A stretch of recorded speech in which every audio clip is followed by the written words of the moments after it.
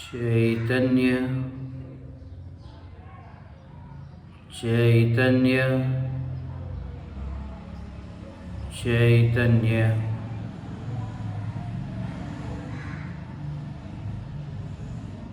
चैतन्य स्वभावी भगवान आत्मा अनादि अनंत शुद्ध चैतन्य मात्र है। ज्ञान मात्र है।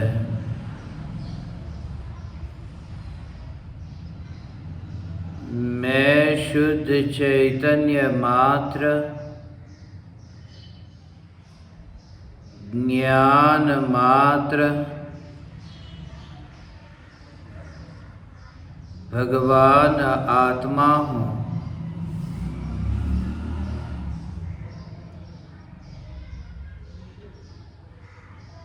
त्रिकाल शुद्ध चैतन्य परमात्मा हूँ।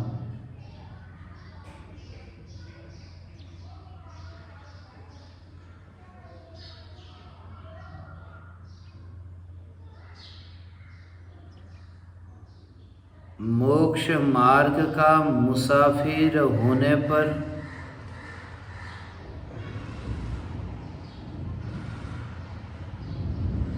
प्रति समय मुक्ति की ओर यात्रा करता हूँ।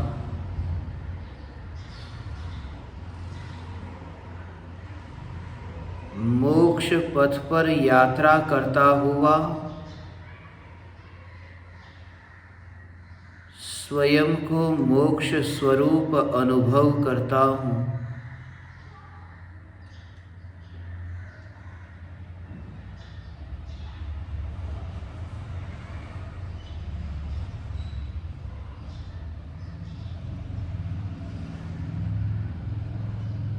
चैतन्य सत्ता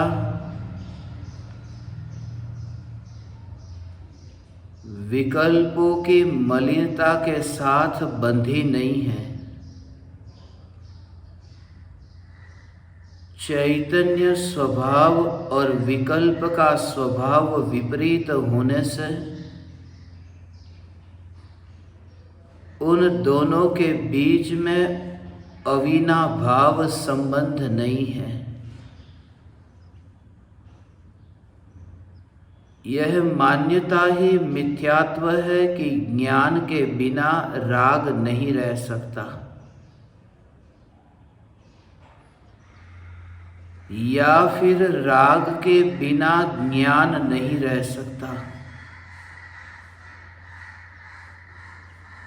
ज्ञान और राग अपने अपने प्रदेशों में रहकर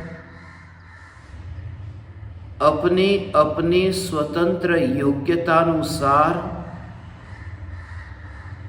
निरंतर परिणमित होते रहते हैं।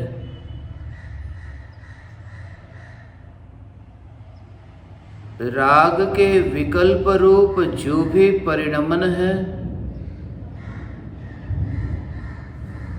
उस परिणमन में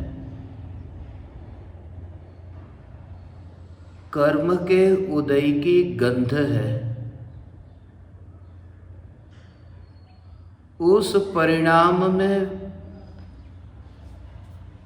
पौद्गलिक जड़ता है।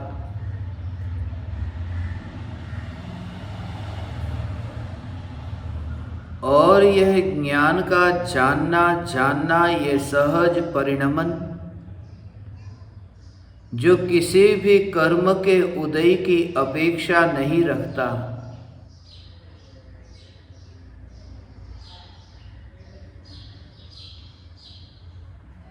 जो त्रिकाल मुक्त है,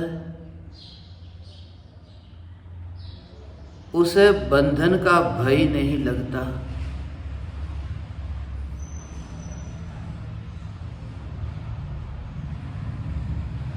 जिसने चोरी नहीं की उसे यह भय नहीं लगता कि कोई उसे पकड़ लेगा।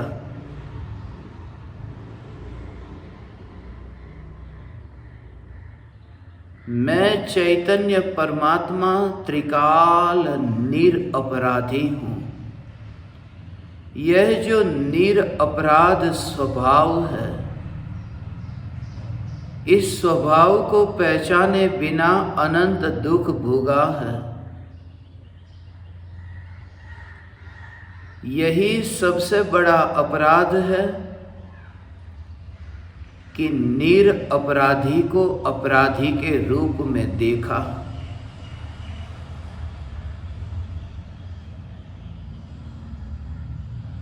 भावलिंगी मुनिराज को कोई पापी के रूप में देखे, उसमें इतना बड़ा दोष नहीं है जितना बड़ा दोष इस मान्यता में है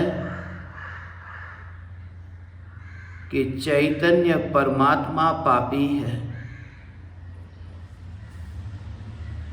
सिद्ध परमात्मा देहधारी है।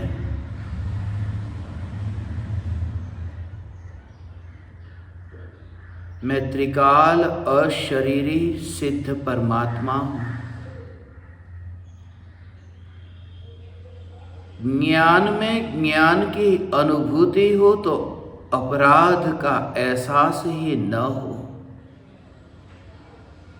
ज्ञान में ज्ञान की अनुभूति में अपराध कहाँ, यहाँ मात्र जानना है।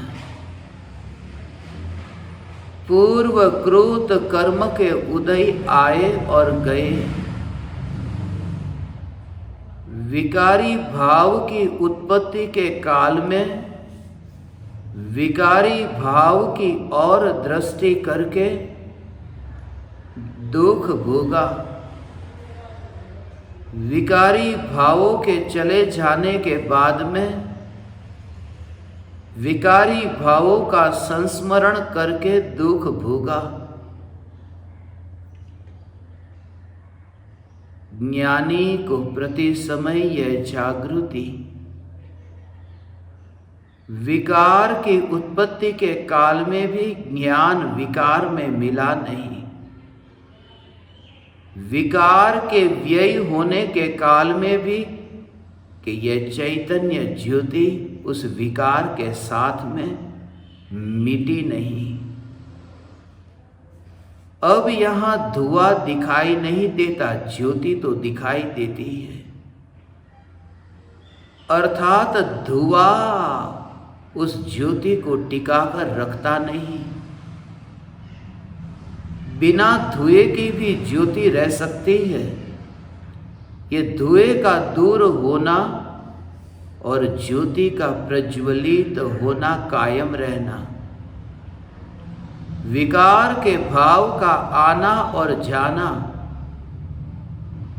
मगर ज्ञान की ज्योति का सदैव एक रूप रहना।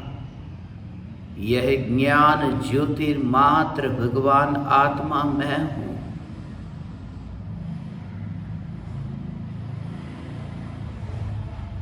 मैं निरपराधी हूँ।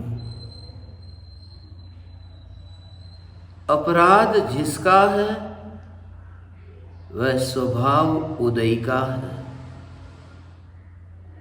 राग और द्वेष के भाव यह अपराध है और ये उदय के परिणाम हैं। ये पर की और लक्ष्य करने से पैदा हुए हैं और ऐसे न जाने अनगिनत भाव भूतकाल में उत्पन्न हुए। अनंत अनंत अनंत भवों की लंबी यात्रा है। अनंत भवों में अनंत जीवों के साथ में अनंत प्रकार के संबंध बनाए,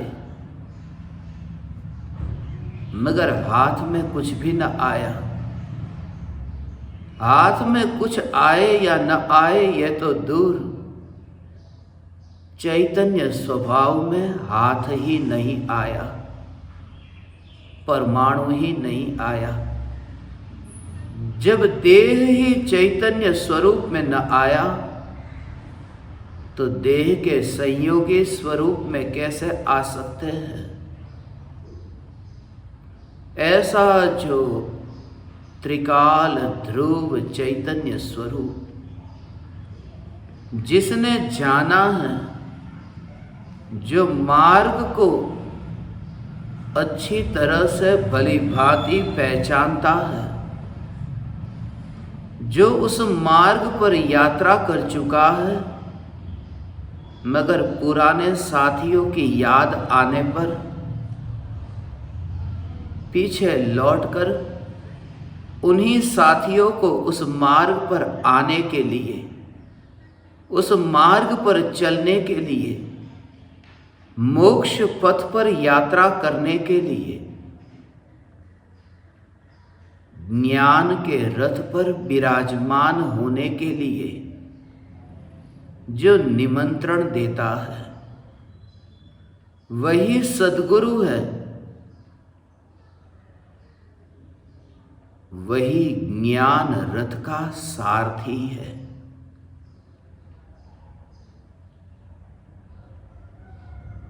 सारथी है। यह देह एक रथ है।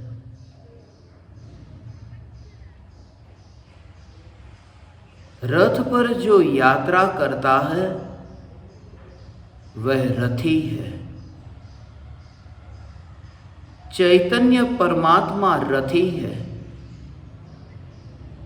देह में यात्रा करने वाला परमात्मा, शरीर रूपी वाहन में यात्रा करने वाला परमात्मा देह रथ है।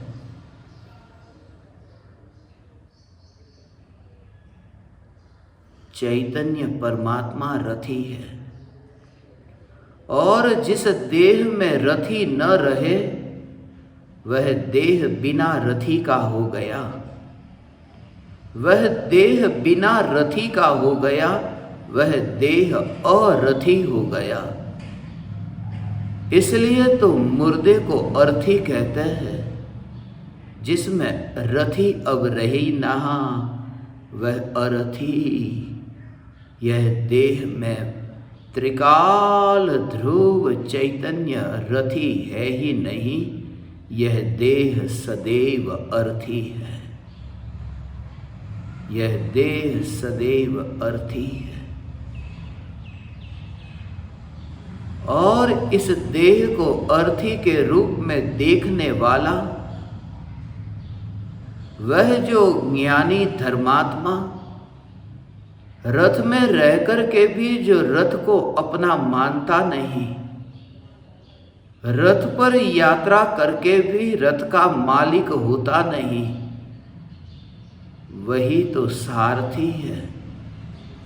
वही तो सद्गुरु है। अनजानी मंजिल, चहुदिश अंधियारा,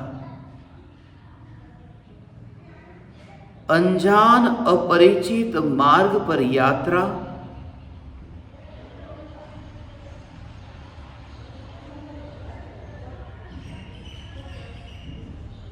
और रात्रि का घना अंधकार, और इस भव अटवी में तरह तरह के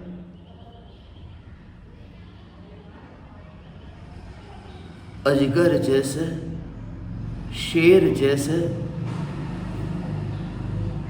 प्राणियों का योग, इन सभी से पार ऐसा यह चैतन्य उपयोग, उस चैतन्य उपयोग में स्थिर होकर मोक्ष के पथ पर यात्रा होती है। ज्ञान रथ पर विराजमान होना है। सद्गुरु सारथी है। सारथी को सिर्फ सारथी के रूप में देखना अनजान सारथी के रथ में बैठना अपूर्व साहस है। सर्वस्व समर्पण की तैयारी है। अटूट श्रद्धा का बल है। जीवन न्योछावर करने की तैयारी है। प्राण का बलिदान हो, मगर चैतन्य प्राण की पहचान हुए बिना अब रहे नहीं। सांसें छूटे तो छूटे, मगर ध्यान में से ज्ञायक न छूटे।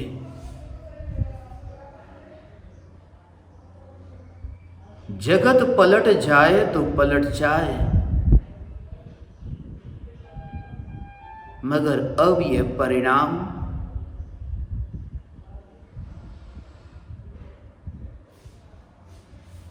जग के विषयों में न पलटे।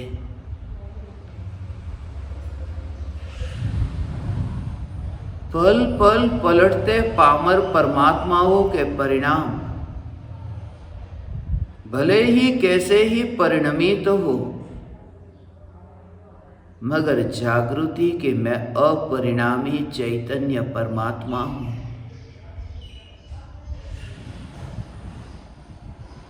दूर से जो सोना दिखता है, निकट जाकर के कीचड़ है।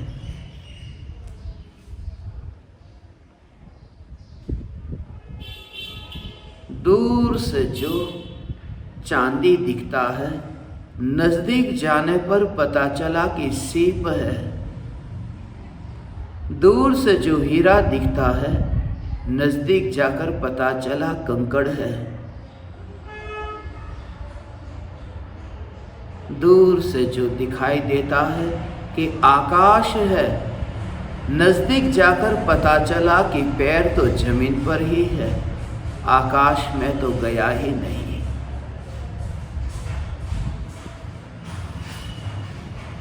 असार संसार को समझकर एकमात्र चैतन्य परमात्मा को सारभूत समझना, यही मनुष्य जीवन की सार्थकता है।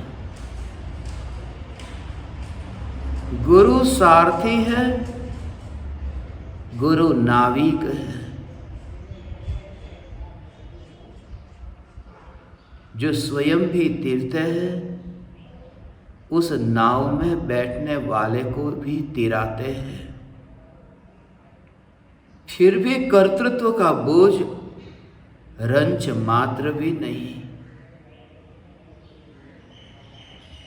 अत्यंत करुणा के बादल भर जाते हैं, तब वह बादल दिव्य ध्वनि के रूप में बरसते हैं। मगर आकाश मौन है।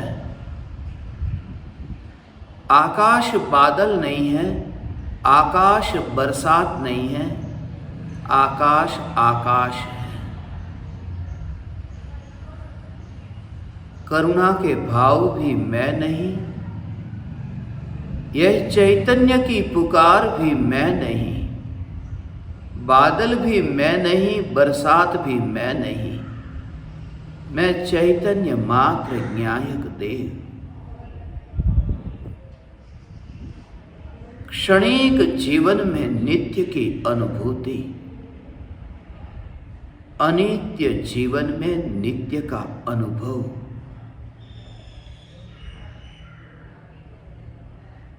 मौन को उपलब्ध ज्ञानी के निकट रहकर मौन की अनुभूति।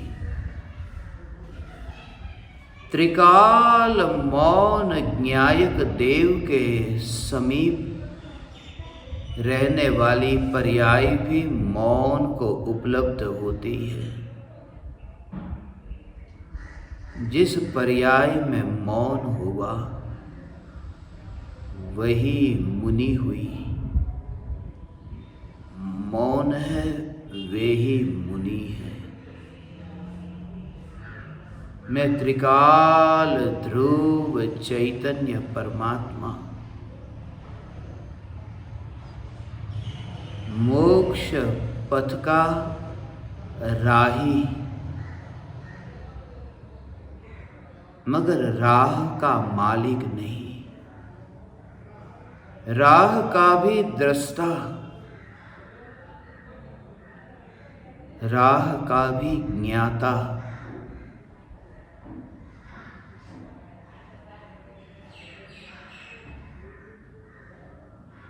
अपूर्व श्रद्धा, जिस श्रद्धा में न्यायक देव टंकोत्कीर्ण हो, उसी श्रद्धा में गुरुदेव टंकोत्कीर्ण होते हैं।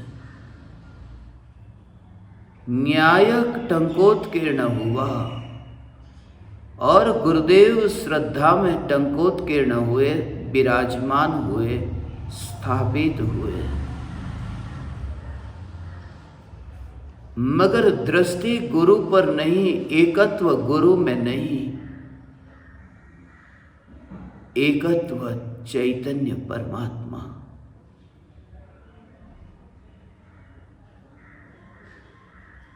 सारथी को देख कर के मार्ग पर यात्रा करने की जरूरत ही क्या है? जब सारथी पर श्रद्धा हो तो अपने में मस्त रहकर यात्रा हो सकती है।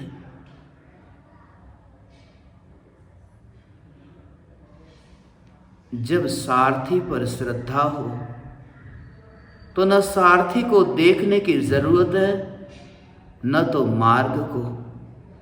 यह श्रद्धा के लक्ष्य की प्राप्ति, ध्येय की प्राप्ति, गंतव्य स्थान की प्राप्ति होगी। पहुंचूंगा, गच्छामि इतना ही नहीं, पवज्जामि, जाता हूं ऐसा नहीं, पहुंचता हूं। मोक्ष के मार्ग पर यात्रा अब होकर के रहेगी। श्रद्धा है सारथी पर, मगर सारथी पर दृष्टि नहीं है।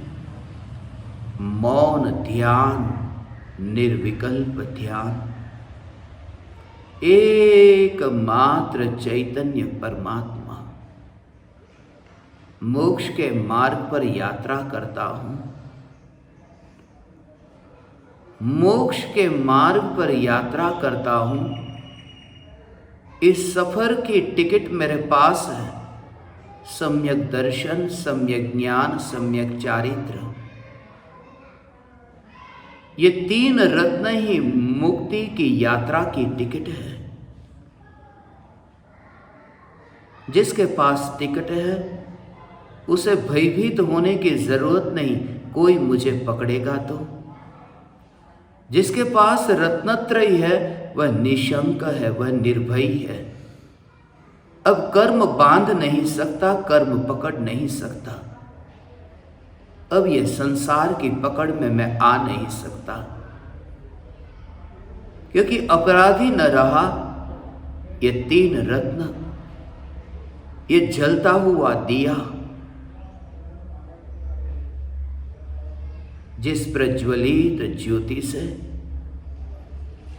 मोक्ष मार्ग प्रकाशित होता है, मोक्ष मार्ग प्रकाशित होता है, मोक्ष मार्ग प्रकाशित होता है।